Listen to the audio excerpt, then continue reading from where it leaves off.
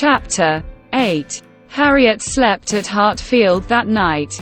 For some weeks past she had been spending more than half her time there, and gradually getting to have a bedroom appropriated to herself. And Emma judged it best in every respect, safest and kindest, to keep her with them as much as possible just at present. She was obliged to go the next morning for an hour or two to Mrs. Goddard's, but it was then to be settled that she should return to Hartfield, to make a regular visit of some days.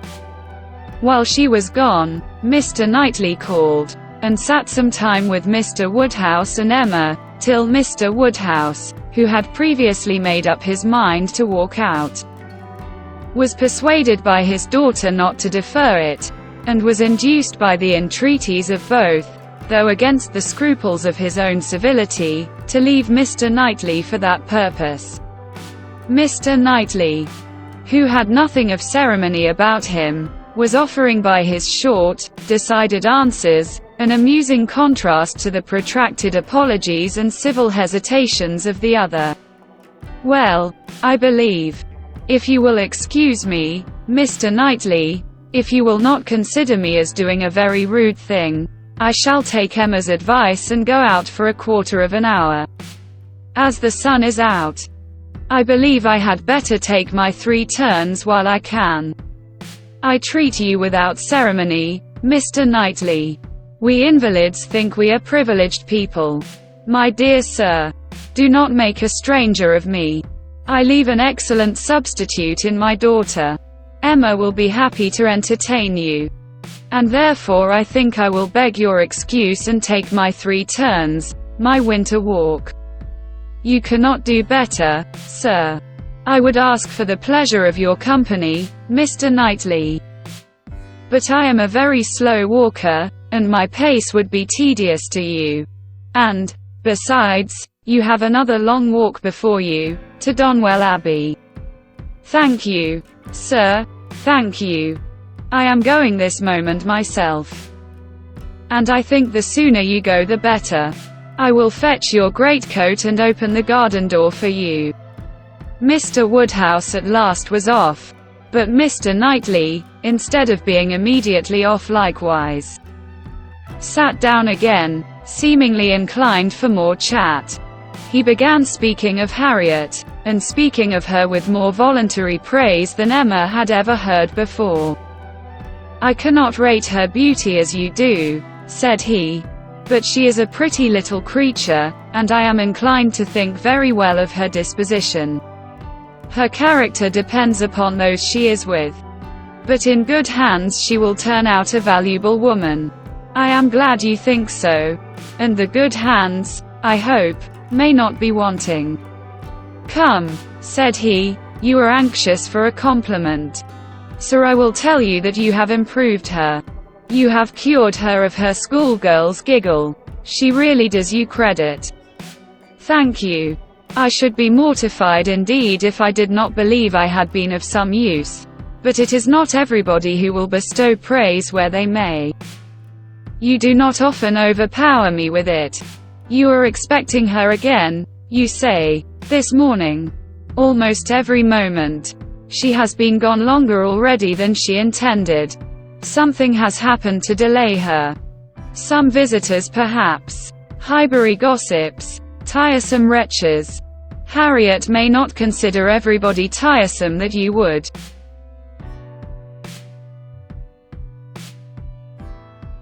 Emma knew this was too true for contradiction, and therefore said nothing. He presently added, with a smile, "I do not pretend to fix on times or places, but I must tell you that I have good reason to believe your little friend will soon hear of something to her advantage." "Indeed? How so? Of what sort?" "A very serious sort, I assure you." Still smiling. "Very serious. I can think of but one thing. Who is in love with her?" "Who makes you their confidant?" Emma was more than half in hopes of Mr. Elton's having dropped a hint. Mr. Knightley was a sort of general friend and adviser, and she knew Mr. Elton looked up to him. "I have reason to think," he replied, "that Harriet Smith will soon have an offer of marriage, and from a most unexceptionable quarter. Robert Martin is the man." Her visit to Abbey Mill, this summer, seems to have done his business. He is desperately in love and means to marry her. "He is very obliging," said Emma. "But is he sure that Harriet means to marry him?" Well, means to make her an offer then. Will that do? He came to the Abbey 2 evenings ago, on purpose to consult me about it. He knows I have a thorough regard for him and all his family, and, I believe, considers me as one of his best friends. He came to ask me whether I thought it would be imprudent in him to settle so early, whether I thought her too young, in short, whether I approved his choice altogether, having some apprehension perhaps of her being considered, especially since you're making so much of her, as in a line of society above him. I was very much pleased with all that he said. I never hear better sense from anyone than Robert Martin. He always speaks to the purpose, open, straightforward, and very well judging. He told me everything, his circumstances and plans, and what they all proposed doing in the event of his marriage. He is an excellent young man, both as son and brother. I had no hesitation in advising him to marry. He proved to me that he could afford it, and that being the case, I was convinced he could not do better. I praised the fair lady too, and altogether sent him away very happy. If he had never esteemed my opinion before, he would have thought highly of me then, and, I dare say, left the house thinking me the best friend and counselor man ever had. This happened the night before last. Now, as we may fairly suppose, he would not allow much time to pass before he spoke to the lady, and as he does not appear to have spoken yesterday, it is not unlikely that he should be at Mrs. Goddard's today, and she may be detained by a visitor, without thinking him at all a tiresome wretch. "Pray, Mr. Knightley," said Emma, who had been smiling to herself through a great part of this speech, "how do you know that Mr. Martin did not speak yesterday?" "Certainly," replied he, surprised, "I do not absolutely know it, but it may be inferred." "Was not she the whole day with you?" "Come," said she, "I will tell you something, in return for what you have told me. He did speak yesterday, that is, he wrote, and was refused." This was obliged to be repeated before it could be believed, and Mr. Knightley actually looked red with surprise and displeasure, as he stood up, in tall indignation, and said, "Then she is a greater simpleton than I ever believed her. What is the foolish girl about?" "Oh, to be sure," cried Emma. "It is always incomprehensible to a man that a woman should ever refuse an offer of marriage. A man always imagines a woman to be ready for anybody who asks her. Nonsense. A man does not imagine any such thing. But what is the meaning of this? Harriet Smith refuse Robert Martin? Madness, if it is so. But I hope you are mistaken." I saw her answer. Nothing could be clearer.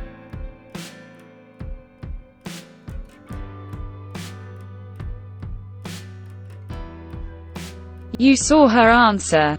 You wrote her answer too. Emma, this is your doing. You persuaded her to refuse him. And if I did, which, however, I am far from allowing, I should not feel that I had done wrong.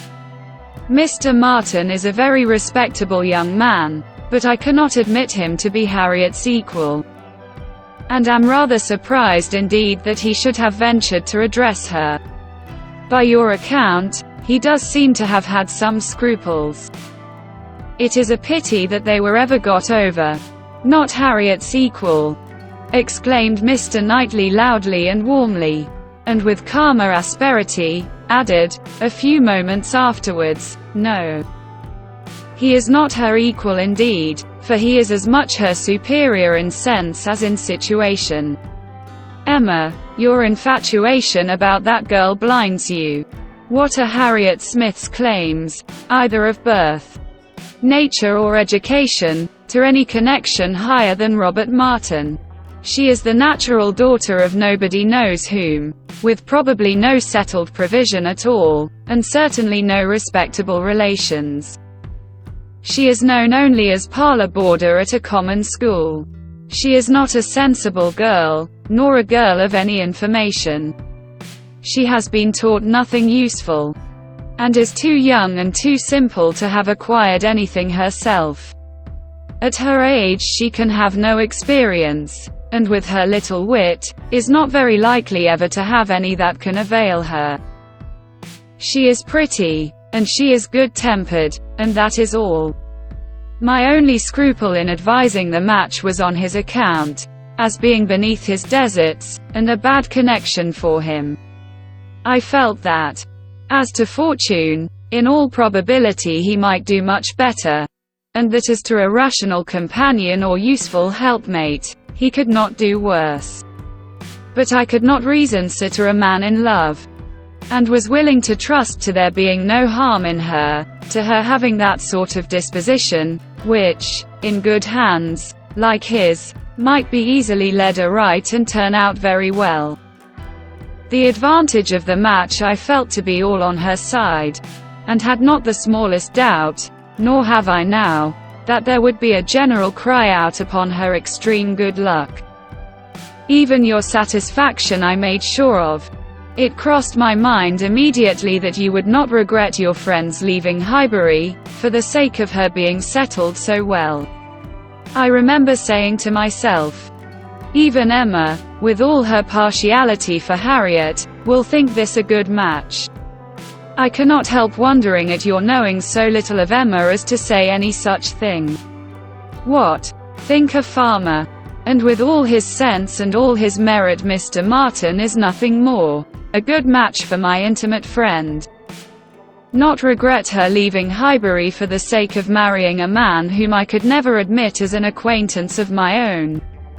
I wonder you should think it possible for me to have such feelings. I assure you mine are very different. I must think your statement by no means fair.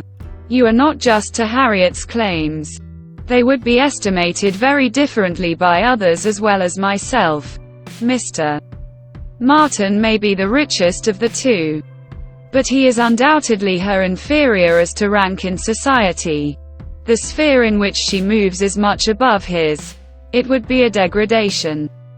A degradation to illegitimacy and ignorance. To be married to a respectable, intelligent gentleman farmer. As to the circumstances of her birth, though in a legal sense she may be called nobody, it will not hold in common sense. She is not to pay for the offense of others. By being held below the level of those with whom she is brought up, there can scarcely be a doubt that her father is a gentleman, and a gentleman of fortune. Her allowance is very liberal. Nothing has ever been grudged for her improvement or comfort. That she is a gentleman's daughter, is indubitable to me. That she associates with gentlemen's daughters, no one, I apprehend, will deny. She is superior to Mr. Robert Martin. Whoever might be her parents, said Mr. Knightley, whoever may have had the charge of her. It does not appear to have been any part of their plan to introduce her into what you would call good society. After receiving a very indifferent education, she is left in Mrs. Goddard's hands to shift as she can. To move, in short, in Mrs. Goddard's line, to have Mrs. Goddard's acquaintance. Her friends evidently thought this good enough for her. And it was good enough.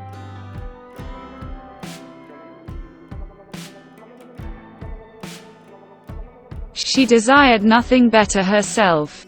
Till you chose to turn her into a friend, her mind had no distaste for her own set, nor any ambition beyond it. She was as happy as possible with the Martins in the summer. She had no sense of superiority then. If she has it now, you have given it. You have been no friend to Harriet Smith, Emma.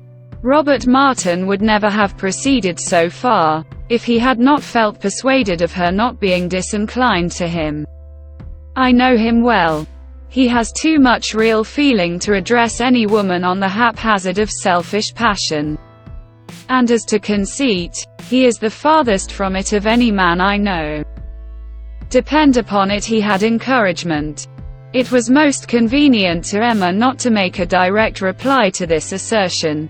She chose rather to take up her own line of the subject again. You are a very warm friend to Mr. Martin, but, as I said before, are unjust to Harriet. Harriet's claims to marry well are not so contemptible as you represent them. She is not a clever girl, but she has better sense than you are aware of, and does not deserve to have her understanding spoken of so slightingly. Waiving that point, however, and supposing her to be, as you describe her, only pretty and good-natured, let me tell you, that in the degree she possesses them, they are not trivial recommendations to the world in general, for she is, in fact, a beautiful girl, and must be thought so by 99 people out of 100, until it appears that men are much more philosophic on the subject of beauty than they are generally supposed. Till they do fall in love with well-informed minds instead of handsome faces, a girl, with such loveliness as Harriet, has a certainty of being admired and sought after, of having the power of choosing from among many, consequently a claim to be nice. Her good nature, too, is not so very slight a claim, comprehending, as it does, real, thorough sweetness of temper and manner, a very humble opinion of herself, and a great readiness to be pleased with other people. I am very much mistaken if your sex in general would not think such beauty, and such temper, the highest claims a woman could possess. Upon my word, Emma, to hear you abusing the reason you have, is almost enough to make me think so too. Better be without sense, than misapply it as you do. To be sure, cried she playfully, I know that is the feeling of you all. I know that such a girl as Harriet is exactly what every man delights in, what at once bewitches his senses and satisfies his judgment. Oh, Harriet may pick and choose. Were you, yourself, ever to marry, she is the very woman for you. And is she, at 17, just entering into life, just beginning to be known, to be wondered at because she does not accept the first offer she receives? No, pray let her have time to look about her. I have always thought it a very foolish intimacy, said Mr. Knightley presently, though I have kept my thoughts to myself. But I now perceive that it will be a very unfortunate one for Harriet. You will puff her up with such ideas of her own beauty, and of what she has a claim to, that, in a little while, nobody within her reach will be good enough for her. Vanity working on a weak head, produces every sort of mischief. Nothing so easy as for a young lady to raise her expectations too high. Miss Harriet Smith may not find offers of marriage flow in so fast, though she is a very pretty girl. Men of sense, whatever you may choose to say, do not want silly wives. Men of family would not be very fond of connecting themselves with a girl of such obscurity, and most prudent men would be afraid of the inconvenience and disgrace they might be involved in when the mystery of her parentage came to be revealed. Let her marry Robert Martin, and she is safe, respectable, and happy forever.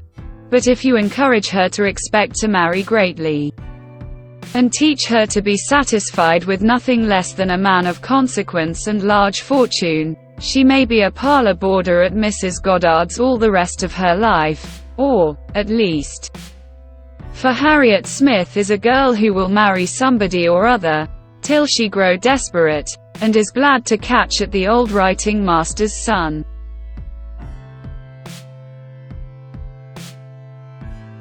We think so very differently on this point, Mr. Knightley, that there can be no use in canvassing it. We shall only be making each other more angry. But as to my letting her marry Robert Martin, it is impossible. She has refused him, and so decidedly, I think, as must prevent any second application. She must abide by the evil of having refused him, whatever it may be. And as to the refusal itself, I will not pretend to say that I might not influence her a little. But I assure you there was very little for me or for anybody to do.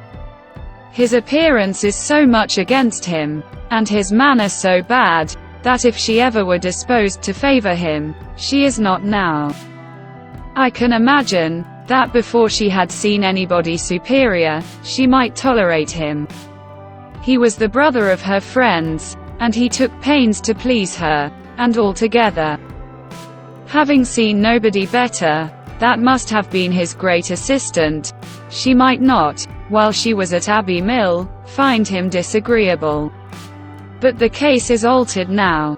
She knows now what gentlemen are. And nothing but a gentleman in education and manner has any chance with Harriet. Nonsense. Errant nonsense, as ever was talked, cried Mr. Knightley. Robert Martin's manners have sense, sincerity, and good humour to recommend them, and his mind has more true gentility than Harriet Smith could understand. Emma made no answer, and tried to look cheerfully unconcerned, but was really feeling uncomfortable and wanting him very much to be gone. She did not repent what she had done. She still thought herself a better judge of such a point of female right and refinement than he could be, but yet she had a sort of habitual respect for his judgment in general, which made her dislike having it so loudly against her, and to have him sitting just opposite to her in angry state, was very disagreeable. Some minutes passed in this unpleasant silence, with only one attempt on Emma's side to talk of the weather, but he made no answer. He was thinking. The result of his thoughts appeared at last in these words. Robert Martin has no great loss, if he can but think so, and I hope it will not be long before he does. Your views for Harriet are best known to yourself. But as you make no secret of your love of matchmaking, it is fair to suppose that views, and plans, and projects you have.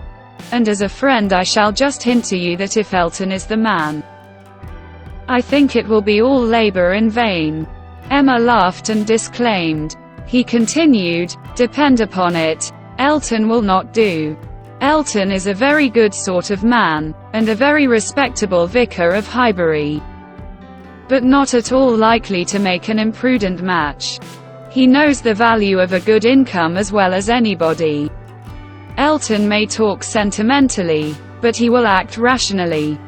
He is as well acquainted with his own claims as you can be with Harriet's.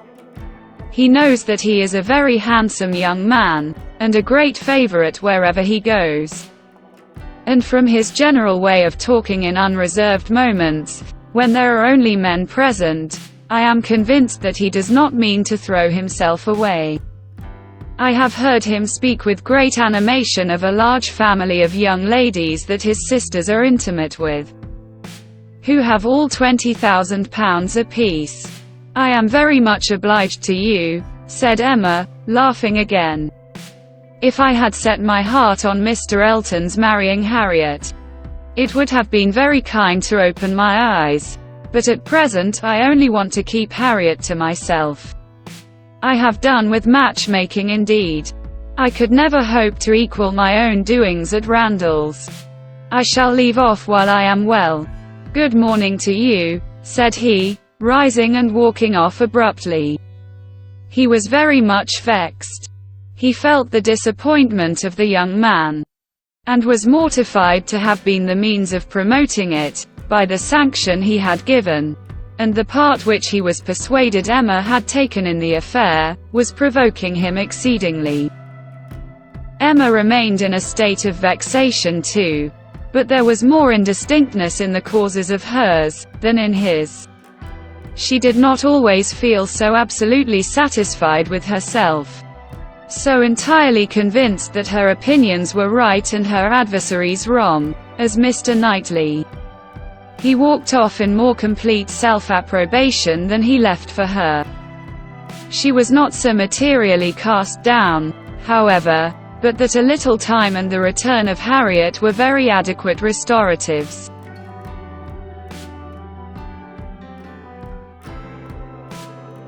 Harriet's staying away so long was beginning to make her uneasy.